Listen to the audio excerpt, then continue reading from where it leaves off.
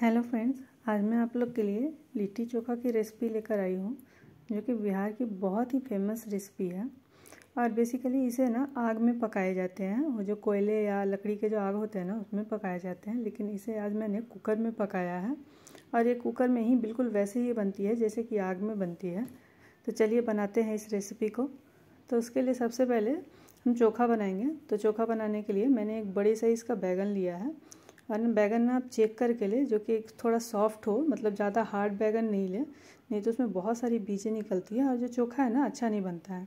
तो आप चेक करके ही बैगन को लें। और इस तरह से देखिए मैं बीच में कट लगा रही हूँ, चेक कर ली हूँ कि कोई कीड़े वगैरह तो नहीं है ना। तो ये बैगन बिल्कुल अच्छा है। और अब इसमें जो कट है ना उसमें लहसुन की कलियाँ डाल दे रही हूँ। देखिए इस तरह से सभी कट्स में मैं लहसुन की कलियाँ डाल दी हूँ। और अब इसे आग में पकाएंगे। तो देखिए मैंने एक बैगन और इसके ऊपर 2 टमाटर रख दिए इसे पकने के लिए। और जब तक ये पक रहा है ना तब तक इसके लिट्टी के लिए आटा लगा लेंगे। तो मैंने ना 2 कप आटा लिया है, साथ ही 1 टीस्पून नमक, हाफ टीस्पून कलौंजी और 1 टीस्पून अजवाइन लिया है। इन सभी चीज़ों को पहले मिक्स कर लेंगे। और अब धीरे धीरे पानी डालते हुए ना इसका एक डो लगा लेंगे, मतलब इसका एक हमें हार्ड डो लगाना है। इसका सॉफ्ट डो बिल्कुल भी नहीं लगा। तो इसे लगाने में टोटल 1.5 कप से थोड़ा कम ही पानी लगा था। और इसे कवर करके रख देंगे। और अब बैगन और टमाटर को देखते हैं। अब इसे भी थोड़ा पका लेंगे इस तरह से पलटते हुए। तो देखिए ये दोनों पक चुके हैं। फ्लेम को ऑफ कर देंगे और इसे थोड़ा ठंडा होने के लिए रख देंगे, क्योंकि अभी बहुत गर्म है।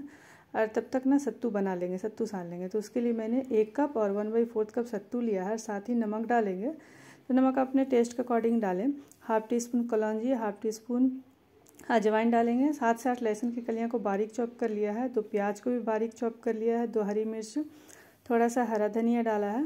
और साथ ही 1 चम्मच अचार का जो मसाला होता है वो डाला है मैंने। और 1 टेबलस्पून जितना कच्चा सरसों तेल और हाफ नींबू का रस डाला है। और इन सभी चीज़ों को मिक्स कर लेंगे। देखिए इस तरह से। तो इसे ना गीला नहीं लग करें, हल्का भरभरा सा इस तरह का बना लें। और इसे मिक्स करके इसे साइड में रखते हैं। और अब देखिए बैगन और टमाटर भी थोड़े ठंडे हो चुके हैं। तो अब इन सभी चीज़ों को छील लेंगे, मतलब इसका छिलका निकाल लेंगे। देखिए इस तरह से मैं इसका छिलका निकाल ले रही हूँ। अरे अब इन सभी चीज़ों को ना मैश कर देंगे इस तरह से। इस तरह से मैंने मैश कर लिया है। और अब इसे एक बाउल में ट्रांसफ़र करेंगे। और अब इसमें बॉईल किए हुए आलू को डालेंगे, जिसे कि मैंने आगे बॉईल करके रख लिया था। तो मैंने 2 मीडियम साइज़ के आलू लिए हैं और इसे भी इसके साथ मैश कर देंगे। जब मैं बैगन पका रही थी ना मैंने तभी आलू को बॉईल होने के लिए रख दिया था। और अब इसमें नमक डालेंगे। तो मैंने 1 टीस्पून नमक डाला है। साथ ही 1 टेबलस्पून जितना सरसों का तेल डालेंगे। 2 बारीक कटे हुए प्याज डालेंगे। 2 बारीक कटी हुई हरी मिर्च डालेंगे। और साथ ही हरा धनिया डालेंगे ढेर सारा। इन सभी चीज़ों को मिक्स कर लेंगे बस। तो ये देखा जी हमारा चोखा रेडी है। और अब चलिए लिट्टी बनाते हैं। तो देखिए मैंने इस तरह से छोटी छोटी लोइयाँ ली हैं। इसके ऊपर थोड़ा सा सूखा आटा लगा के इस तरह से इसका कटोरी जैसा बनाएंगे।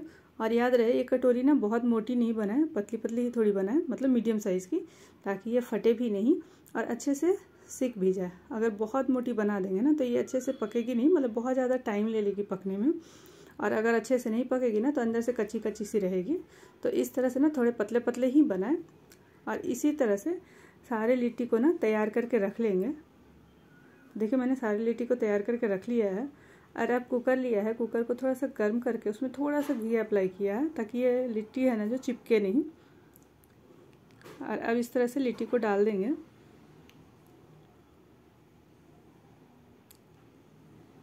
तो एक बार में 5 से 6 ही डालें, इससे ज़्यादा नहीं डालें। और बस इसे लो फ्लेम पे इसका ढक्कन लगा लें और सीटी निकाल दें। ढक्कन को पूरा लगाना नहीं, बस ऊपर से हल्का सा कवर करना है। और थोड़ी थोड़ी देर में ना इस तरह से पलटते हुए सभी साइड से इसे सेक लें।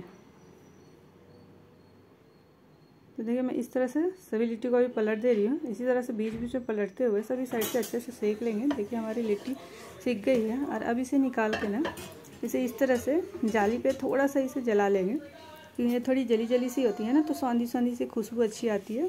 देखिए इस तरह से। और इस तरह से मैंने सारे लिट्टी तैयार कर लिए हैं। ये देखिए कितने अच्छे से फट गई है, मतलब ये परफेक्ट लिट्टी सिक कर तैयार हुई है, मतलब अंदर से भी अच्छे से पकी है। तो इसी तरह से मैं सारे लिट्टी को बीच बीच से इस तरह से फाड़ ले रही हूँ। और अब इसके ऊपर ना घी डालेंगे। आप चाहे ना तो ये लिट्टी को ना घी में डिप भी कर सकते हैं, तो मैं घी में डिप नहीं कर रही हूँ, बस इस तरह से ऊपर से 1 चम्मच घी डाल दे रही हूँ, थोड़ा थोड़ा, मतलब घी ना अंदर चला जाए सभी लिट्टी में। और इसी तरह से ये लिट्टी मैंने तैयार कर लिए हैं। तो आप इस रेसिपी को एक बार ज़रूर से बना कर देखें, आपको भी बहुत पसंद आएगी ये रेसिपी। और अगर आपको मेरी वीडियो अच्छी लगती है ना तो please like share and subscribe करना ना भूलें। देखिए इसे मैंने चोखा के साथ सर्व किया है।